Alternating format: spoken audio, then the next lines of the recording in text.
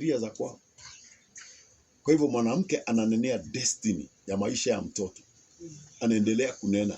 Hata hao na si wokovu, kama wanajua unaweza nenea destiny ya mtoto ukiwa mama, kwa nini sisi tusiweze kuamuka na tunenee destiny ya watoto yetu? Kwa hivyo wamama, wewe ukiwa kama mama, kuwaga na hali ya kuweza kunenea watoto yako. Siku moja mama yangu kabla ende kuaga, akaniambia walikuwa na shida na kukakuwa na kesi kwao, mpaka akapelekwa kwa Joseph Mwangi, ndiye alikuwa padri wao, na kwa wazee wa kanisa na baba yangu. Amepelekwa kwa sababu kila siku walikuwa natuwekelea mikono tukiwa wadogo. Anasema maneno haya, nimewatenganisha na nyumba ya baba yenu na babu yenu. Sasa baba kaona ni kama mama amechukia nini? Familia yao. Kwa sababu huyu mama anatutenganisha na anatamka hiyo maneno akiomba.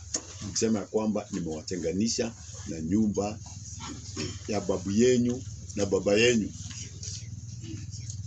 Na mpaka siku moja ikasababisha baba yangu wakasirike na wakaenda kwa Padri Joseph Mwangi na wazee wa kanisa wakapelekwa pale.